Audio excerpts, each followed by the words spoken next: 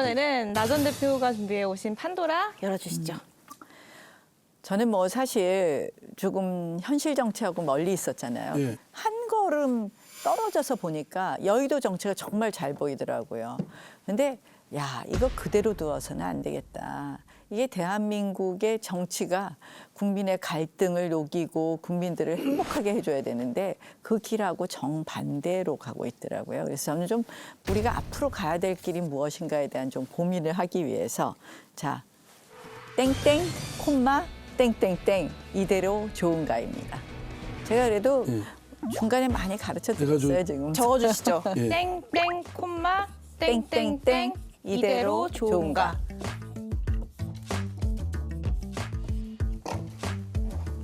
어우, 엄청 무겁네요. 민심 콤마 움직임 이대로 좋은가. 정답인가요? 아마 저 말씀에는 국민의힘만 향한 건 아니고 국민의힘, 민주당 다 그러니까 정치에 대해서 국민들이 등 돌리는 무당층이 확산되고 이런 거 말씀하신 거죠, 설마? 그런 이야기죠? 그렇죠. 그런 말씀하신 거죠. 그러니까 다 포함해서. 비슷한 이야기인데요. 저는 사실 이제 그 원인이 무엇인가로 좀 들어가서 정치 극단화. 정치 정치가 극단화. 정말 너무 양쪽이 그냥 상식하고 무작정 극단화. 먼 이 극단화되는 경향이 있다. 그리고 극단화된 세력의 정치가 좌지우지된다. 편성하고 예. 이용해 먹고. 그래서 저는 이러한 부분을 우리가 고치지 않고는 대한민국 정치가 나아갈 수가 없다. 그런 의미에서 정치 극단화.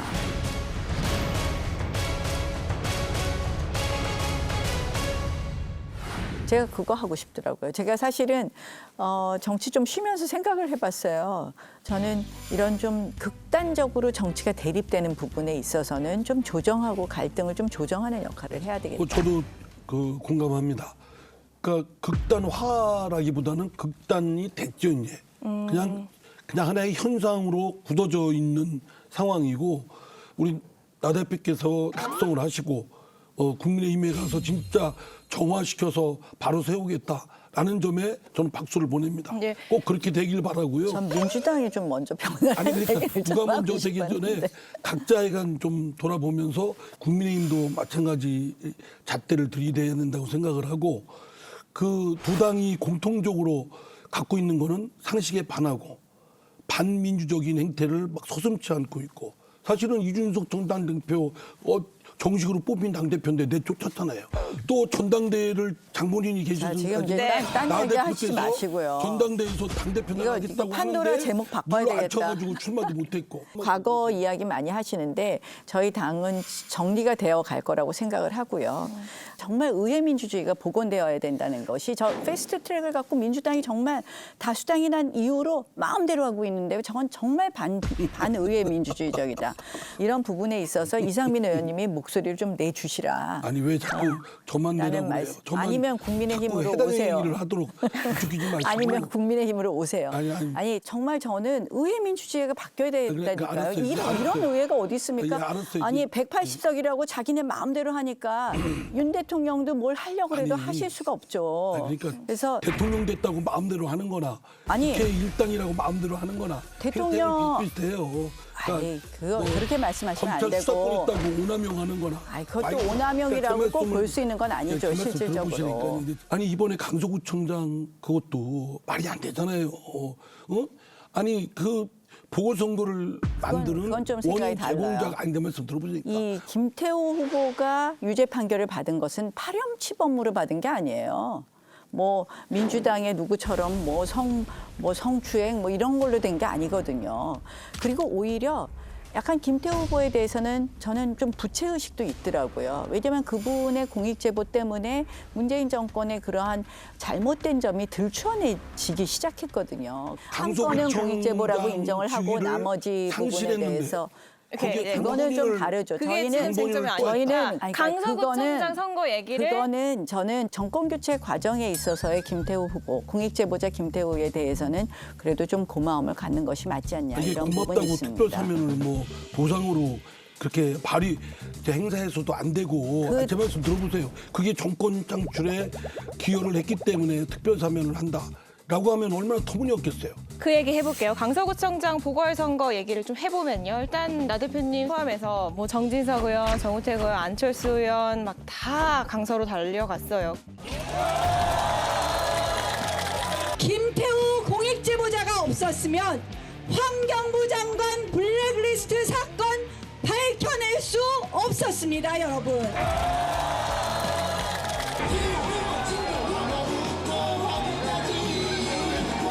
흠집없는 그 후보, 깨끗하고 정직한 후보를 선택하시겠습니까?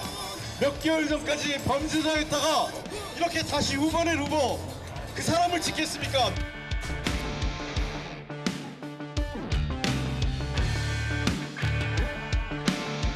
저는 뭐 그렇게 메머드급 선대위가 선거에 큰 도움이 된다고는 생각하지 않고요. 사실은 한 명 한 명 유권자 만나는 노력을 해야 된다고 생각을 하고요.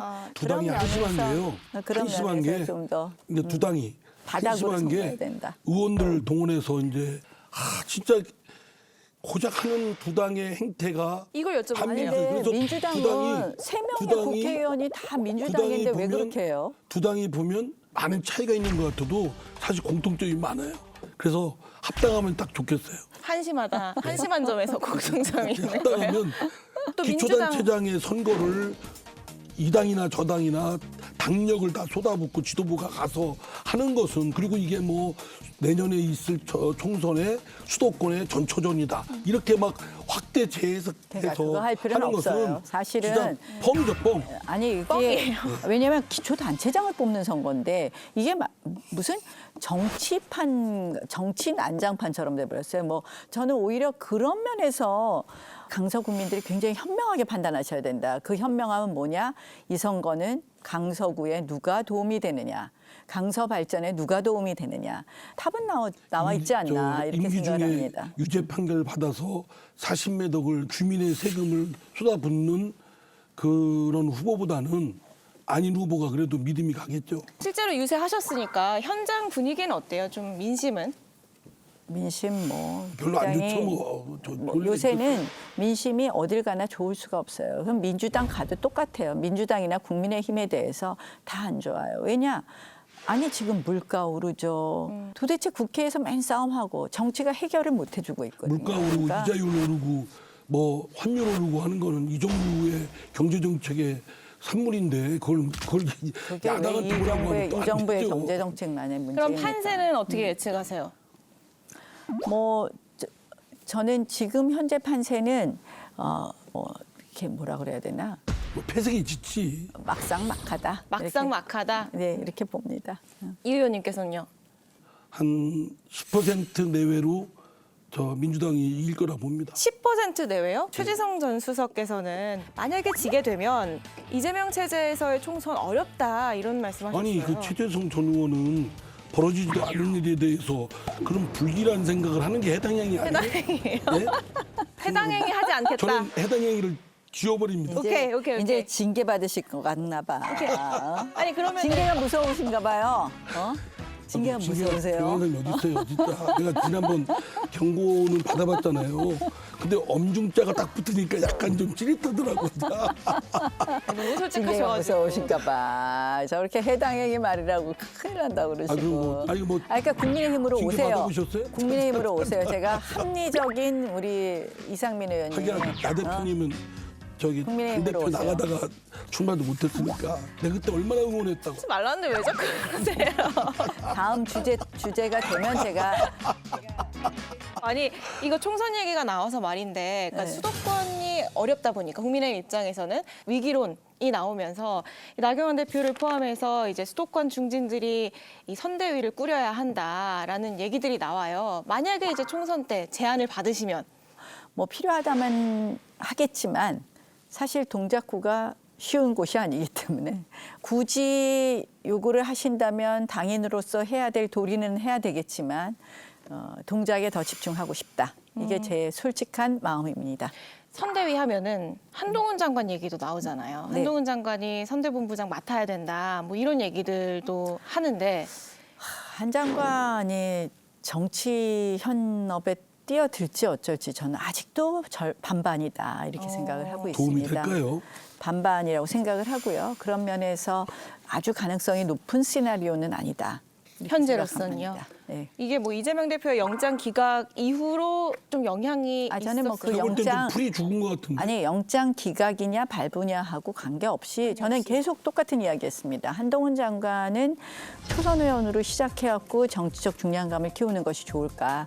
아니면 내각에 더 있으면서 정치적 중량감을 키우는 것이 좋을까? 그 다음을 볼 때는 저는 이번 총선에 출마할 거냐에 대해서 아직도 절반이라고 생각을 합니다. 저는 뭐 그 국민의힘이나 윤석열 정부가 그 한동훈 장관의 보육 정당이나 보육 정부가 아니잖아요. 뭐 한동훈 그럼요. 특정 인물이 뭐 큰 인물이 되냐 무게감을 키우냐 이거는 국민적 이익하고도 관계도 없는 얘기고 오히려 한동훈 장관은 법무장관을 하면서 자신의 역량이 부족함이 많이 드러났어요. 최근에 그 3명의 장관 후보자의 경우도 그렇고. 그런데 독립적이라고 알고 근데 있습니다. 그 전혀 검증기관은. 그런 검증의 장치가 제대로 작동이 안 됐다. 그러면 민주당이 만지작거리고 있는 탄핵 카드 글쎄, 가능성이 그렇다고 해서 있을까요? 저는 탄핵이라는 제도가 있지만 해도 안 됐을 때 마지막으로 행사하는 것이고 논란이 될 거리는 안 하는 게 전 좋다고 봅니다. 근데 민주당 내에서는 이거 어쨌든 탄핵 안은 국회를 통과시킬 수 있고 의석수로 예. 직무가 정지되기 때문에 그때까지 한동훈 장관을 묶어둘 수 있다. 총선도 그러니까 출마 못한다. 그런 방법들이 생각은 할 수는 있죠. 네. 실행에 이렇게 옮기는 건 별로 신사적인 방법이 아니에요. 저는 민주당이 비열하고. 그렇게까지 그리고 하면 민심 역풍 맞을 것이다. 국민들은 굉장히 균형적인 생각을 하시거든요. 지금 이재명 당대표의 민주당이 굉장히 뭔가 이렇게 막 거칠 것 없다 이런 태도로 보이는 것 같아서 다소 우려가 됩니다. 뭐 그런 사람도 있고 그렇지 않은 사람도 있고 하니까 그러나 이제 한동훈 장관이 본인에 대해서 탄핵 논란이 문제가 제기되고 있는 거는 한번 자아 성찰이 필요가 있다고 봅니다. 예, 마무리를 해보면요. 나경원 전 대표의 판도라 정치 극단화 이대로 좋은가에 대한 한 줄 평. 뭐 아주 구구절절이 다 옳으신 말씀인데 그 비판의 잣대를 자기 자신에게 자기 세력들을 향해서 하시는 게 오히려 지혜롭고 저희들도 하여튼 그런 노력을 좀 하겠다 이런 생각을 해봅니다. 훈훈한 마무리인 거죠. 오늘 판도라 여기까지 듣겠습니다.